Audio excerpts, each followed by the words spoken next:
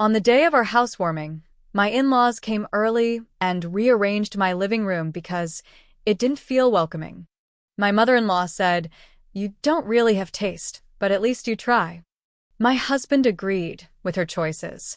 I let them finish decorating, smiling the whole time. That weekend, I met with a realtor. 2 months later, I sold that house and moved into one they'll never have the address to. The only taste I keep now? Freedom. Let me tell you about the day I stopped being nice. I'm 34. My husband, Mark, is 37. We've been married almost 2 years now. We live, or I should say lived, in Fort Worth, Texas. Bought our first house together just off Meadowbrook Drive. Nothing fancy, but it was mine in a way nothing else ever had been. I didn't grow up with much. My mom was a waitress, worked doubles most days. We lived in noisy apartments, bounced from city to city, always renting, always packing, always someone above you yelling, someone below blasting the TV. This house? This was the first place in my life I ever unpacked everything. It had a fireplace I restore myself, painted the bricks white, and added a reclaimed wood mantel. I planted azaleas out front. I even had a little herb garden in the kitchen window. It wasn't about impressing anyone. It was about peace. About something stable. Something that was finally mine. Mark liked the house, but not in the same way I did. He didn't care about the little touches. Said stuff like, "I trust your vision," or "You've got that design bug." And that was fine with me. I liked doing things on my own. We'd been in the house about 3 months when we decided to have a housewarming. A chance to show friends and family the new place. We set the date for a Saturday in early May, sent invites to about 30 people, including his parents, Janice and Carl. Now, Janice and I had always had a strained relationship. She's the kind of woman who thinks she's being helpful, when really she's just controlling and rude. She comments on everything. My cooking. My clothes. The fact that I never changed my last name after marrying Mark. "That's unusual, but okay, I guess," she said at our wedding brunch. Anyway, the plan was for guests to arrive around 2 p.m. Mark and I had split duties. I'd get the inside ready and prepare snacks, he'd handle drinks, ice, and setting up the patio area. Around 9:30 that morning, he left to run errands. I was inside, barefoot, wearing leggings and a long old t-shirt with bleach stains on it, placing candles and fluffing pillows, making everything feel warm. Then, around 10:37 a.m., the doorbell rang. I figured maybe it was a neighbor or a package. I opened the door and froze. Janice and Carl were standing there, holding bags. She smiled like she owned the place. We thought we'd come help set up. Before I could even get a word in, she walked in. Carl followed, carrying a box. I blinked. We're not really ready yet. Oh, honey, that's why we're here. To help." She said it like I was a child and over her head. She looked around the living room. "Oh, this is cute." That was how it started. She opened the box Carl brought in. It had throw pillows. And a table lamp. "You brought a lamp?" "Well, I figured you didn't really have enough lighting in here.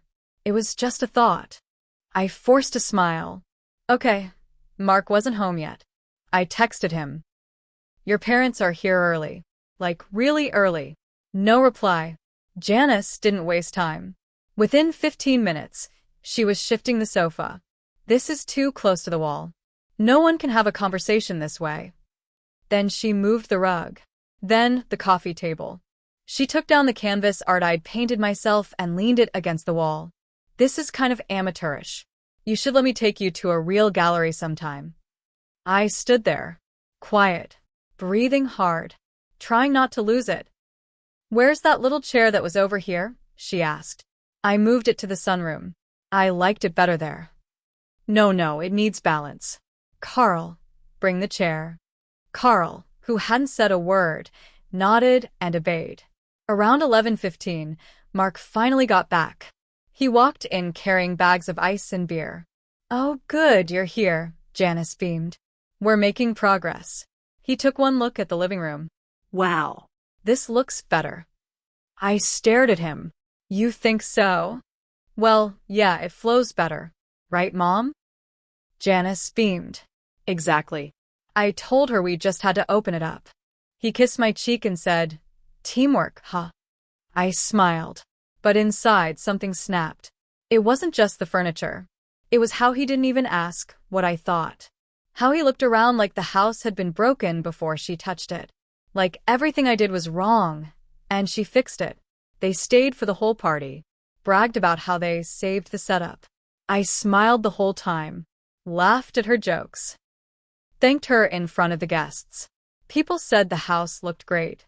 But that night, after everyone left, I picked up my laptop and opened Zillow. I didn't even know what I was looking for. Just something else.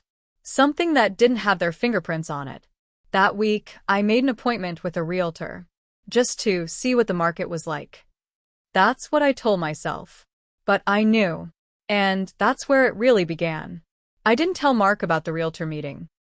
I made the appointment for a Thursday afternoon while he was at work. I told him I had errands. Which was true.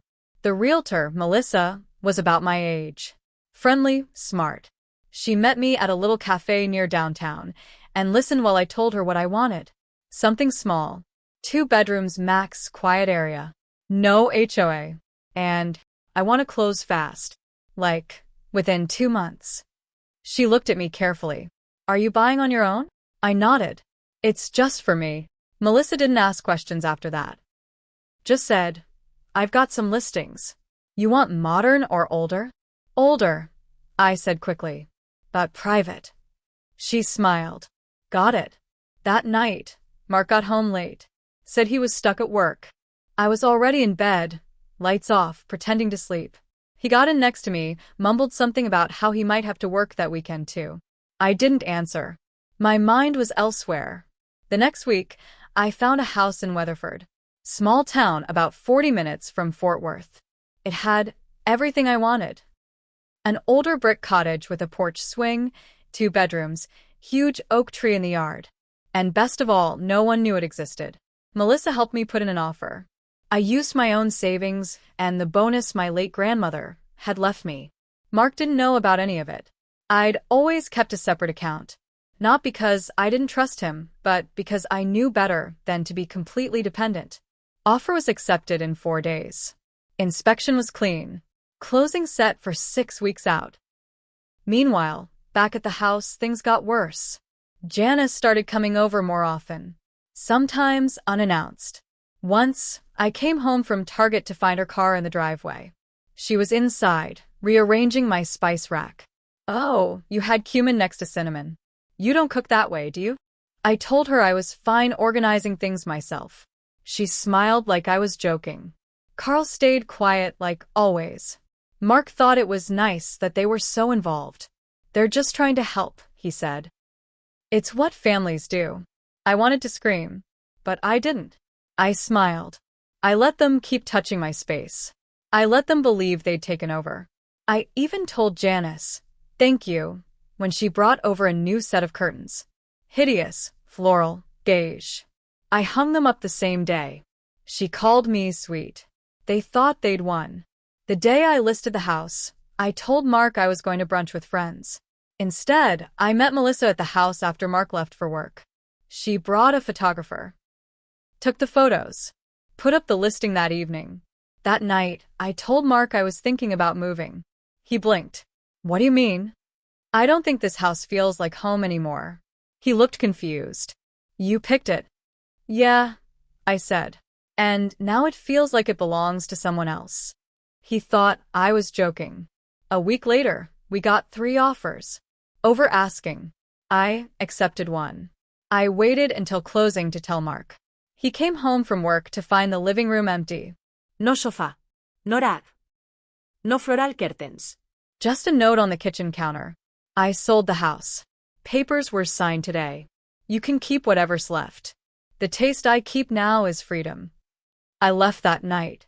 Moved into the cottage in Weatherford with my dog and a futon. I didn't leave a forwarding address. Mark tried calling. A lot. Left voicemails. He didn't sound angry. He sounded shocked. Like someone who didn't know what had just happened. Then came the text. Why didn't you tell me? We could have fixed this. You're blowing everything out of proportion. The last one was from Janice. She wrote, "We were only trying to help. This is very immature of you." I didn't reply. They don't know where I live now. They never will. The first few weeks in Weatherford felt like breathing again. I slept with the windows open. No footsteps above me. No strange cars in the driveway. I cooked whatever I wanted and left dishes in the sink if I felt like it. There was no one to fix things. And I liked it that way. But about a month after I moved in, things got strange. It started with a knock on the door. I hadn't told anyone my address. Not friends. Not coworkers. I'd taken a remote role with a new company and listed a P.O. box for everything else. But there it was Friday morning around 10:15, 3 light knocks. I didn't answer. Whoever it was stood there for a long time. Then they left. When I opened the door a few minutes later, there was a white envelope on the porch. No name on the front. Just a typed letter inside. "You can run all you want, but marriage doesn't end with a house sale. You'll have to face this eventually." I crumpled it up and threw it in the trash. Then I changed the locks, installed a doorbell camera, and bought a stun gun. I didn't call Mark. I didn't respond to the letter. But I knew exactly who it was from. Janice. 2 days later, I went into town for groceries. The local store is quiet, small. No crowds. I was halfway down the frozen aisle when I saw Carl, Mark's dad. He didn't see me right away. He was near the ice cream section looking lost. Then he turned and caught my eyes. His mouth opened slightly, like he was about to speak. I turned the cart around and left it in the aisle. Walked right out the automatic doors. By the time I got to my car, my hands were shaking. Not from fear. From anger. From that feeling of being followed, of being hunted in my own life. I sat in my car for 10 minutes. Just breathing. Then I drove to the police station. I filed a report. Explained that I had moved without giving out my new address and was now being followed. I didn't have proof, not really, but I gave them the letter and the store security footage. They took it seriously, to their credit. Told me to keep documentation of everything. I left that day with a record on file. And a whole lot more adrenaline in my chest than I knew what to do with. That night, I got an email from Mark. Subject, please. Body, I didn't know she was going to do that. I swear. I don't even know how she found you. I've told her to stop. Please call me. We need to talk about the divorce. I didn't respond. But that word, divorce, sat in my stomach like a stone. We hadn't even talked about it. Not formally. Not legally. Because technically, we were still married. A week later, I got a notice in the mail. From a lawyer. Mark had filed for divorce. In Tarrant County. He listed abandonment as the reason. I laughed out loud. The man whose family invaded our home and rearranged my life had the nerve to say I abandoned him. I called Melissa, my realtor, and got a referral to a good family lawyer. Her name was Dana. Sharp as nails. First meeting, she looked over the documents and said, "Let's not just respond. Let's go on offense." I told her everything. Every little detail. And Dana nodded like she was waiting for me to get angry enough to fight back. And I was. I was done being the nice one. Dana worked fast. We filed a counterclaim. Not just contesting the abandonment charge, but adding emotional abuse and undue influence from Mark's family. We included a detailed list of every time Janice had entered our home without permission. Dana even got screenshots of texts, dated photos from the housewarming, and copies of a letter Janice left on my porch. She didn't want to just end the marriage. She wanted the court to see exactly what kind of man Mark was, one who let his mother run his marriage. Mark's lawyer tried to play the usual card. She was unstable. She left without warning. Sold their home in secret. But Dana shut that down in mediation. Hard. She left a house she decorated, paid for, maintained, and protected. She left because her husband didn't protect her from intrusions.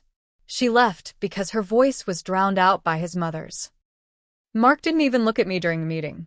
But Janice was there. And she couldn't stay quiet. She leaned over to Mark's lawyer and whispered, too loudly, This is what happens when you marry trash. We warned you. Dana heard it. Everyone did. She slammed her pen down and looked Janice dead in the eye. Thanks for that. We'll be including that in our next filing. Janice went pale. By the next week, Mark dropped his demands. He didn't fight for the furniture or the house proceeds, or even the dog. He wanted out quietly. But I didn't let it end quietly. I asked for everything I was entitled to. Half of the house profit, which I'd already moved into an investment account under my name. My car, which was paid off. And reimbursement for emotional distress. I had letters, messages, statements from friends and neighbors who witnessed Janice's behavior. The judge sided with me. Final judgment? Divorce granted. Mark kept his name. I kept everything else.